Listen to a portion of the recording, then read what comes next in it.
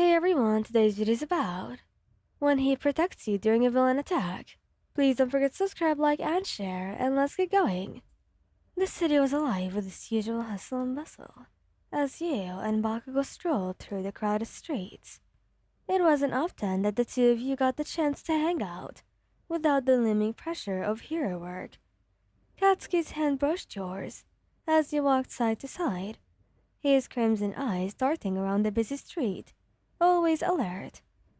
Oi, he said, his voice softer than usual, though it's still rough around the edges. Do you want to grab something to eat or what?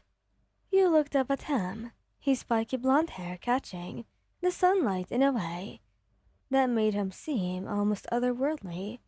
He smiled. I could go for some ramen. Good. There's a place not far from here. Let's... Before he could finish his sentence, a defeating explosion tore through the air, the force of it shaking the ground beneath your feet. Screams erupted around you as people scattered in every direction. Smoke billowed from a building down the street, and through the haze, you could see figures emerging. Villains. Stay close to me, Katsuki ordered, his voice hardening instantly. His hand shot out to grab yours, pulling you closer to him. He didn't argue. You knew better than to question him in moments like these. His demeanor shifted entirely, his sharp gaze scanning the area for any immediate threats. Bakugou, you said, your voice trembling slightly. There are too many of them. He glanced at you, his expression softening for just a second, before he tightened his grip on your hand. Doesn't matter how many there are. I'll blow them all to hell if they so much as look at you the wrong way. The villains were closing in now, their laughter echoing ominously through the smoke. Katsuki positioned himself in front of you, his body a shield against the chaos that was unfolding around you. Go find cover, he commanded, his palms already sparkling with explosions. I'm not leaving, you said, your voice firm despite the fear coursing through you. He turned to glare at you, his fury temper contained. Don't be stupid. I can't focus on beating these bastards if I'm worried about you. And I can't focus on staying safe if I'm worried about you. You shot back, crossing your arms. Damn it, he growled, running a hand through his hair. Fine, whatever. Stay close, but don't do anything reckless. Got it? I got it, you said, nodding. The first villain longed at him, but Katsuki was faster. He leaped into action, his explosion sending the attacker flying backward into a crumbled wall. The heat from his blast were intense, but you didn't flinch. You'd seen him in action countless times for now, but it never failed to amaze you just how powerful he was. Two more villains charged at him, but Katsuki was already moving. Die, he roared, his palm slamming into the ground and sending shockwaves of fiery destruction in all directions. The villain stumbled, disoriented by the force of the attack. Katsuki used the opening to grab your wrist and pull you into a narrow alleyway.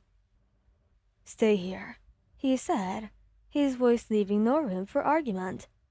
I'll handle the rest. But I said stay. His eyes burned with intensity as he cupped your face. With his free hand, I'll come back for you. Just trust me. You nodded, watching as he turned back towards the fight. He was a whirlwind of destruction, his explosions lighting up the dim alleyway as he took down villain after villain. But then, something went wrong. A villain with a quirk that you couldn't identify managed to catch him off guard, sending a blast of energy hurtling toward him. Katsuki, you screamed, instant taking over as you ran toward him. No, he shouted, his eyes widening as he saw you move. He pushed himself up just in time to intercept the blast, his body shielding you from the brunt of the attack. The force of the explosion sent both of you flying. You hit the ground hard.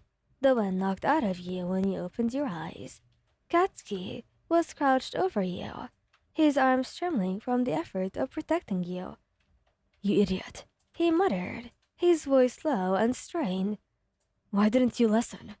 "I couldn't just stand there and watch you," you replied, tears streaming down your face.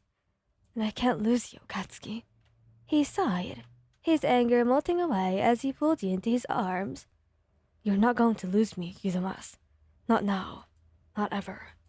"But you're hurt," you said, your voice breaking.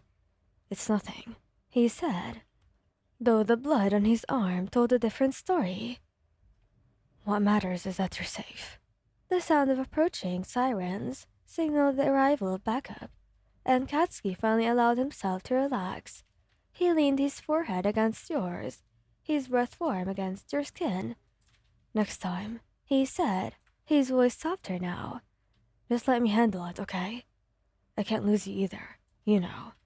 You nodded, wrapping your arm around him as relief washed over you. "Okay." As the police and other heroes secured the area, Katsuki helped you to your feet, keeping a protective arm around your shoulders. "Let's get out of here," he said. "I owe you that ramen." You laughed softly, leaning into him as the two of you walked away from the chaos. No matter what, you knew that as long as you had each other, you could face anything the world threw your way. As you walked away together, the distant sound of sirens and chaos began to fade. Katsuki's arm remained draped protectively around you, his body radiating warmth, even through the injuries. "Hey," you said softly, glancing up at him. "Thank you for protecting me."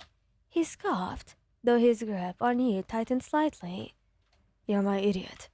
No way in hell I'm letting anyone take you away from me." You smiled, leaning into him as you both moved through the quieting streets. The city's lights shimmered like stars above you, a strange calm settling after the storm. "Next time," you teased gently, "maybe you'll get to that ramen without all the explosions." He snorted, a rare smirk tugging at the corner of his lips. "Next time, maybe you'll listen to me for once." "Maybe," you teased, squeezing his hand. He rolled his eyes but didn't let go, his voice lowering as he muttered, "Stubborn brat. I wouldn't have you any other way."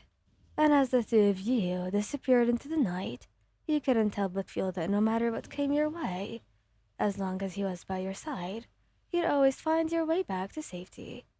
Thank you guys for listening. I hope you liked this video. Please don't forget to subscribe, like, and share, and goodbye!